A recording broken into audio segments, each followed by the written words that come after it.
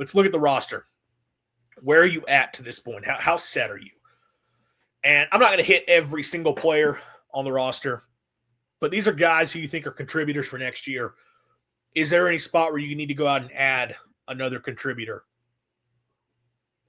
So we'll just run down the list. Starting at quarterback, Camario is your guy.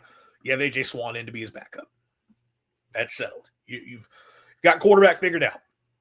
God forbid you got to go to Brody McWhorter, but I guess if you do, you do. Running back, Fluff Bothwell, Xavier Gaden is your top guys. Colin Wilson is someone that the staff thinks highly of, could potentially contribute.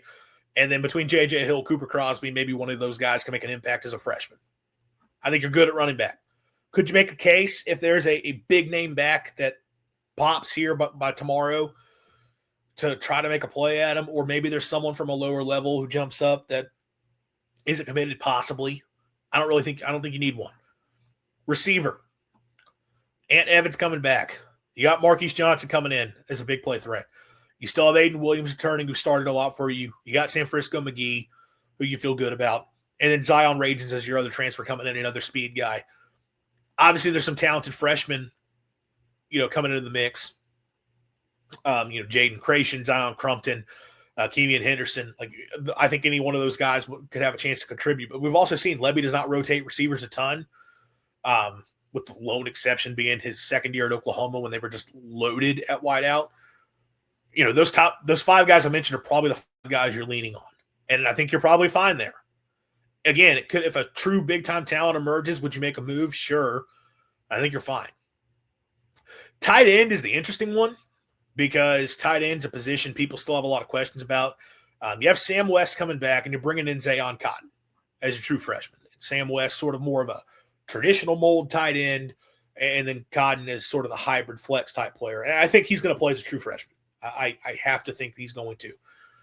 Riley Williams, as soon as you go and get out of the portal, from Oregon State, started his career at Miami. Very talented player. Someone who should probably step in and contribute for you this year. But if you were, some have said, do we want a more proven tight end to the portal? Well, I'm going to run down the list of tight ends available in the transfer portal. And Bryce Anderson from Memphis, Hollis Davidson from Auburn as the top uncommitted guys. What did Bryce Anderson do at Memphis? Just because I'm curious. Hollis Anderson, I haven't even heard of him. I haven't heard of the Memphis kid either. But, a Memphis kid, I guess there's a chance he could have contributed. I'm sure. I don't think the Auburn kid did. Why do I not see? There it is.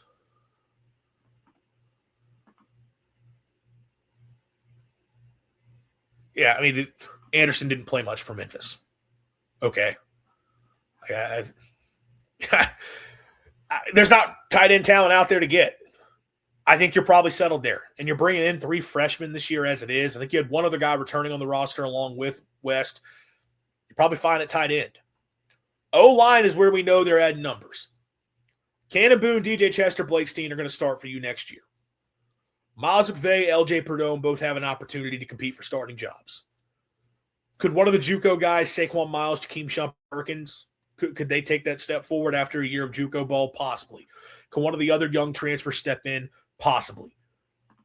We know State's continuing to look for numbers at offensive line. So that's where you're not settled yet. We've spent 45 minutes talking about that already. So don't have to stick on that any further. Defensive line, I think you're honestly in a decent spot. I think Whitson, Will Whitson and Trevion Williams are going to be your top guys at defensive end, which for Arnett, his D end is a guy that's kind of like that 5 technique type player. Could bump him inside if you want him to, but it's not really a true edge rusher. Although you can play them out at that spot. I think you're probably, those two, you're probably good there. And Jason Jenkins, Gus Cordova would also have an opportunity. Dre Bledsoe, Calvin Dinkins, DJ Reed, and then D'Alen Evans as your main guys along the defensive interior. I think that's okay. I understand a lot of these guys were not superstars last year, but I do think better scheme, another year of development. Evans is obviously incredibly talented. Getting Whitson back, and what does that mean for you when you got a guy of his talent at one spot on that D-line helps out everybody else? I think your defensive lineman, your true D-line, you're in a good spot. Sam linebacker's where it's interesting. And I talked about it earlier. There's been a lot of discussion recently that Amari Williams, the Florida State transfer, is a guy that Zach Arnett thinks very highly of. Was splitting time between edge rusher and tight end at FSU. Going to be an edge rusher for Mississippi State. They think he can play that position well. In fact, they're confident enough in him that some of these guys that we feel State missed out on, that I said State missed out on, like a Harvey Dyson, like a Caleb Herring, apparently State was not going to go crazy spending money on those guys when they felt like Amari Williams is the guy who can give them that. So maybe there's something there. Maybe there is something there. But it's still a risk. And then elsewhere, you don't have a lot figured out. Tyshawn Willis, as a recruit last year, is a guy you think could fill that type of a role, but is he going to be ready after not playing at all as a true freshman? Micah Nickerson, we know is an incredibly talented edge rusher, but we also know he's got to put on a lot of weight. And there's some development that probably has to happen there. I feel like he's probably a redshirt year type guy. So what does that look like in year one? Tyler Lockhart has come up as like, hey, we think Tyler Lockhart could compete and step into one of those roles. Maybe. He's got the athleticism. The question for me is, can you set the edge against the run? I think I talked about this in the last episode. I'm not so concerned about finding a guy that can win one-on-one off the edge and get after the QB, which I guess maybe I should be because State has struggled to find that. But I think they've got guys who are athletic enough to do that. In fact, I think Tyler Lockhart, Zachary Tillman potentially have the athleticism to be that type of a player. Can you hold up one-on-one against the tackle when they're running the football, and can you not just get blown off the line of scrimmage? That's the question. That's the concern. That's where if you got to get guys bulked up, put on weight there. This is the spot. I think State needs to try to add someone regardless, but this is the spot. If you do not get Jordan Seaton and you got cash to burn, I am calling Damon Wilson and I am saying, what is the number? We will make it happen.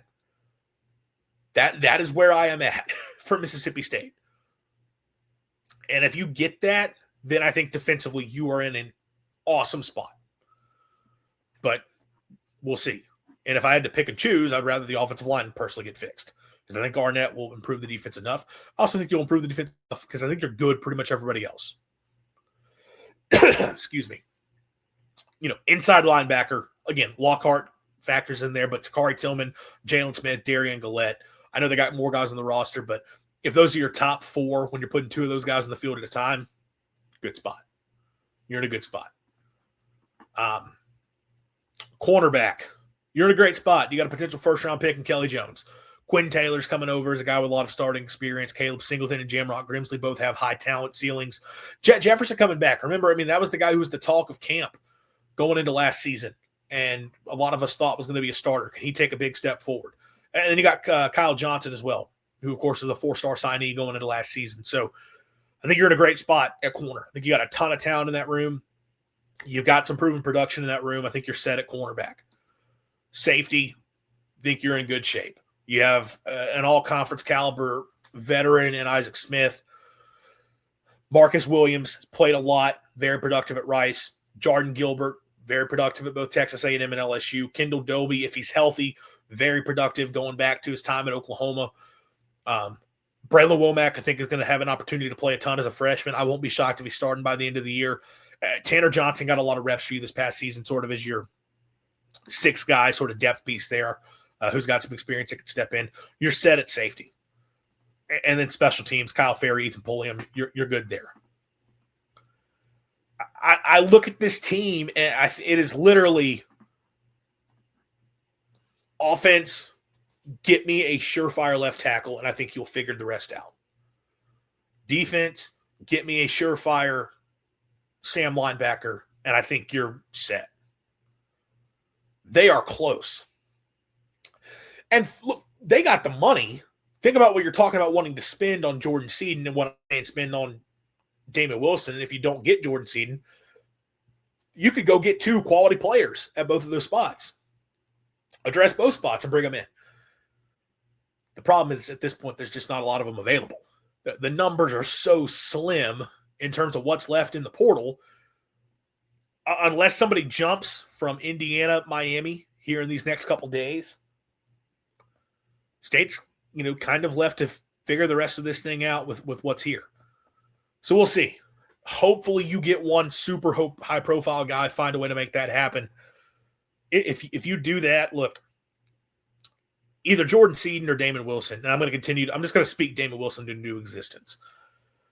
If you get a player like that on either side of the line of scrimmage, you got to be happy, right? If you're Mississippi State, you've figured it out from an offensive line standpoint. I think you're set.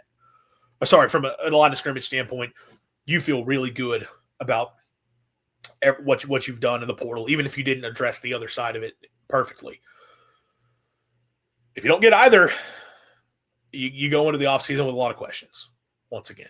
Or you're in the offseason. You go into spring with a lot of questions again, and we're kind of asking, all right, how's State going to figure this thing out?